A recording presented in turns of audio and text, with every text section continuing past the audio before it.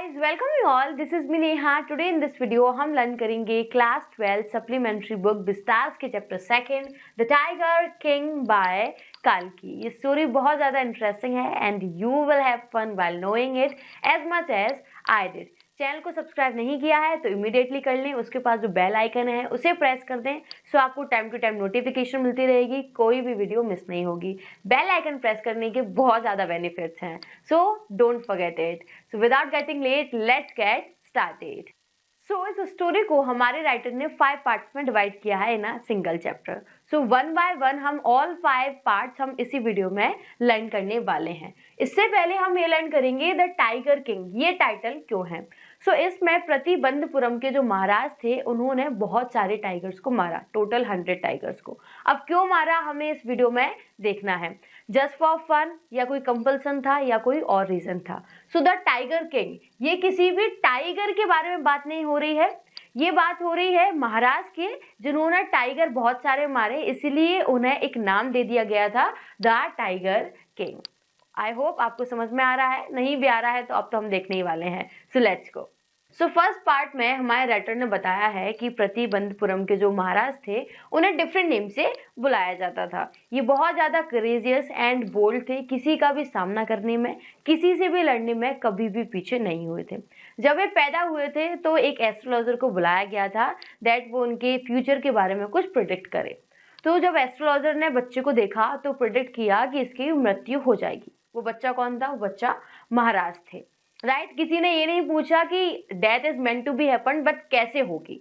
But after 10 days वो जो infant था, वो जो बेबी, जो बच्चा था, वो बोलना स्टार्ट कर देता है।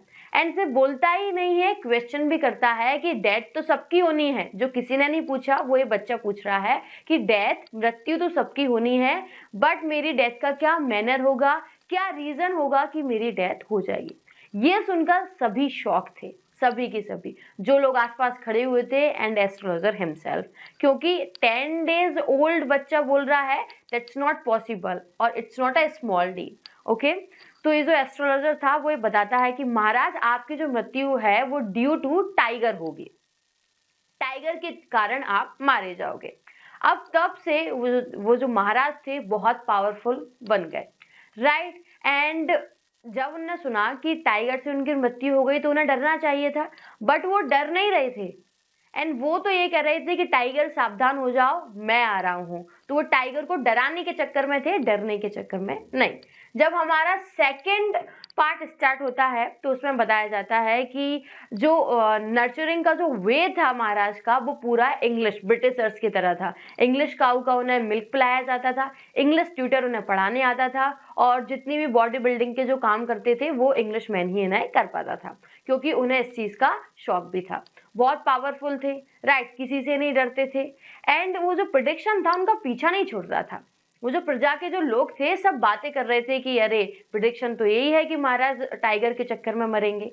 तो एक दिन वो जो महाराज थे वो फैसला करते हैं, डिसीजन लेते हैं कि जितने भी टाइगर हैं प्रतिबंधपुरम के जंगल में उन सबको मार देंगे, तब तो बात बनेगी, तब तो मेरी लाइफ सेव होगी, और तब जाके तो ये लोग मानेंगे कि मैं किसी से कम नहीं हूँ। तो वो डिसीजन लेते हैं और स्टार्ट करते हैं, फर्स्ट टाइगर मारते हैं। एंड जो एस्ट्रोलॉजर ने प्रिडिक्ट किया था कि आपकी जो मृत्यु है वो ड्यू टू टाइगर होगी, वहां भेजते हैं और कहते हैं कि देख लो ये मैंने मार दिया। तो जो एस्ट्रोलॉजर था कि महाराज आपने 1 मार दिया, अच्छी बात है, आप 99 भी मार दोगे फिर भी मैं आपसे कहूंगा कि जो 100 टाइगर है उससे आपको प्रिकॉशंस रखने पड़ेंगे, और अदरवाइज, और अगर मेरी वो जो भविष्यवाणी है, प्रिडिक्शन है, गलत होती है तो मैं अपनी टफ्ट, टफ्ट मीन्स होती है चोटी, वो कटवा लूंगा और अपने बाल कटवा लूंगा। ये हमारा सेकंड पार्ट था। सो थर्ड पार्ट में महाराज रिस्ट्रिक्शंस लगा देते हैं कि इस राज्य का कोई भी पर्सन टाइगर हंटिंग नहीं करेगा, एंड इफ टाइगर हंटिंग करते हुए पकड़ा जाएगा तो फिर उसकी जो वेल्थ एंड प्रॉपर्टी है वो कन्फिस्केटेड कर ली जाएगी, यानी कि जब्त कर ली जाएगी, एंड उसको यहाँ से निकाल दिया जाएगा।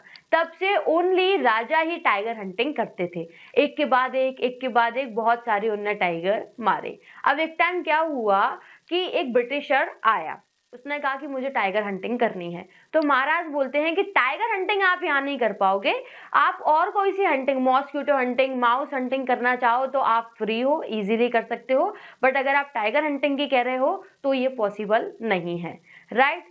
तो वो जो ब्रिटिशर था वो कहता है कि मुझे टाइगर हंटिंग करनी है और उसके पास से फोटो वोटो खिंचवाना है, तो उन्होंने कहा नहीं, ऐसा यहाँ तो नहीं हो पाएगा, कहीं और जाकर कर लीजिए। इतने में ब्रिटिशर गुस्सा हो गया। तो उन्हें मनाने के लिए महाराज ने एक ट्रिक सोची। उन्होंने 50 डायमंड रिंग्स बनवाई, बहुत कॉस्टली थी, एंड उनके पास उनकी वाइफ्स के लिए एज अ गिफ्ट भेज दी। उन्हें लगा कि 2-3 गिफ्ट लेंगी और आराम से हमारा काम भी चल जाएगा, बट वो वाइफ थी, वो लेडीज हैं, उन्हें सारी पसंद आई, तो उन्होंने सारी की सारी रिंग्स रख ली।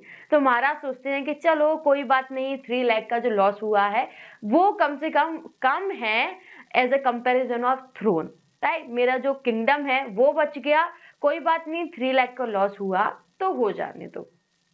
फोर्थ पार्ट स्टार्ट होता है। फोर्थ पार्ट स्टार्ट होते होते महाराज ने 70 टाइगर्स किल कर दिए थे। अब वो बड़े परेशान थे।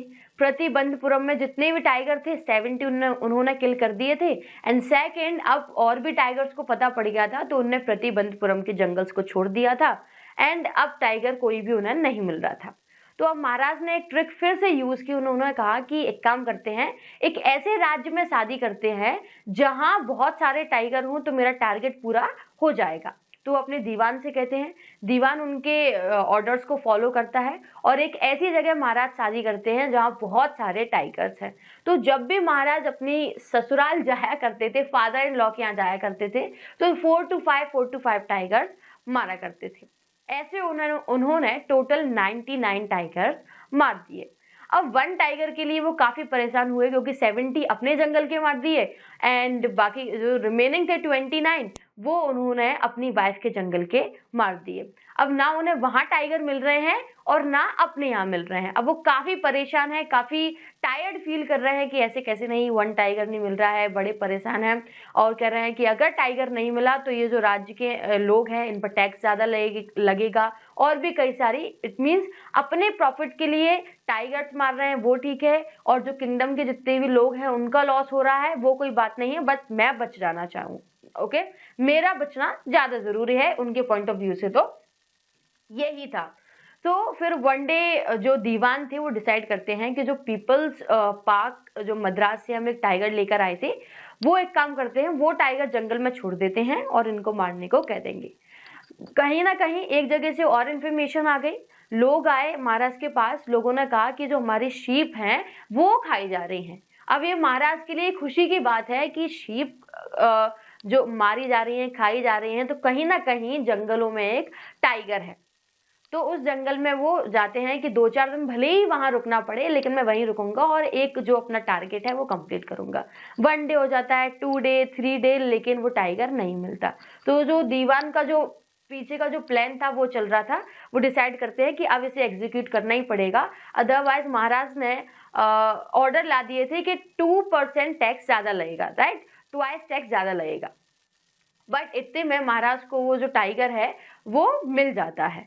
वो टाइगर वो निशाना लगाते हैं, और जैसे ही निशाना लगाते हैं तो जो टाइगर था वो जमीन पर आ गिर पड़ता है, और उनका तो बड़ा अच्छे से काम हो गया कि चलो पूरा जो टारगेट है वो कंप्लीट हो गया और मेरी लाइफ भी बच गई। एंड वो अपनी जो गन थी वो ब्रांडिशिंग मतलब हवा में लहराते हैं और आराम से चले जाते हैं, और टाइगर की स्किन से उन्होंने एज अ डेकोरेटिव आइटम अपनी वॉल्स को एड ऑन कर लिया था। एंड जैसे ही और भी पास के जो हंटर्स थे जो हमेशा महाराज के पीछे पीछे चलते थे, उन्होंने देखा कि ये टाइगर भी हमें देख रहा है, ये मरा नहीं है, ये सिर्फ गन की आवाज से बेहोश हुआ है। तो उन्होंने सोचा कि अगर ये बात हमने महाराज को बता दी तो ये तो बड़े गुस्सा होंगे और कहीं ना कहीं हमारी जॉब ना चली जाए। तो वो जो हंटर्स थे वो डिसाइड करते हैं कि हम खुद ही इसको मार देते हैं, और उन्होंने मार दिया। तो महाराज को लग रहा है कि हमारा जो 100 टाइगर मारने का जो टारगेट था, लाइफ सेविंग मिशन था, वो पूरा हो गया है, और वो पूरा नहीं हुआ था क्योंकि जो लास्ट जो टाइगर की जो हंटिंग थी वो हंटर्स ने की थी, ना कि महाराज ने। और वो बड़े खुश हो जाते हैं, ऐसे सारा काम खत्म। सो फिफ्थ पार्ट में महाराज के बच्चे का थर्ड बर्थडे होता है, तो उसके बर्थडे के लिए महाराज गिफ्ट लेने जाते हैं। एक शॉप में एंटर करते हैं एंड वो सोचते हैं क्या गिफ्ट लेना है। इतने में उन्हें शॉप पर एक वुडन टाइगर दिख जाता है जो कि वुड का बना हुआ है। वो डिसाइड करते हैं कि ये चलो हमारी वो भी हो जाएगी निशानी और बच्चे को पसंद भी आएगा। तो वो शॉपकीपर से प्राइस पूछते हैं, तो शॉपकीपर पूछता है कि अगर मैंने कम प्राइस बताई तो महाराज गुस्सा होंगे और कहीं ऐसा ना हो कि मेरे साथ कुछ बुरा कर दें। उसकी प्राइस थी 2¼ आना, बट वो ऐसे नहीं बताते हैं, वो कहते हैं कि कम नहीं बतानी चाहिए, ज़्यादा ही। तो वो कह देता है 300 रुपीज़, राइट। 300 का ये वुडन टाइगर है। तो महाराज सोचते हैं अच्छा है, महंगा है, बच्चे को पसंद आएगा।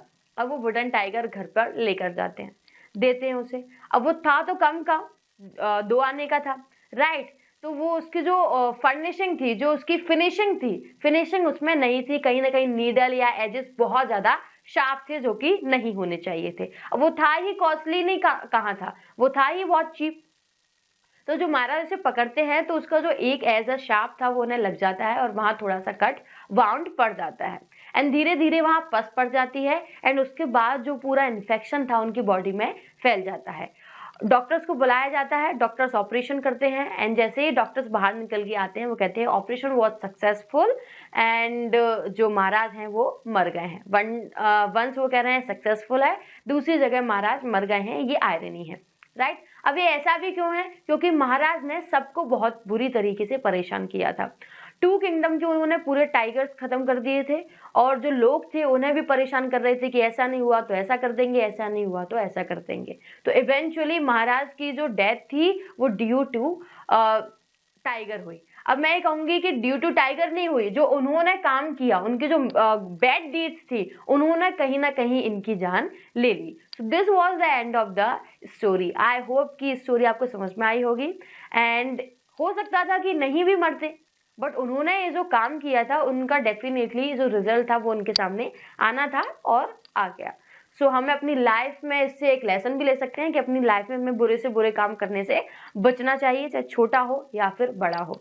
सो I hope you like this video. If you like it, then do comment me in the comment section below and don't forget to subscribe this channel, and thank you so much guys.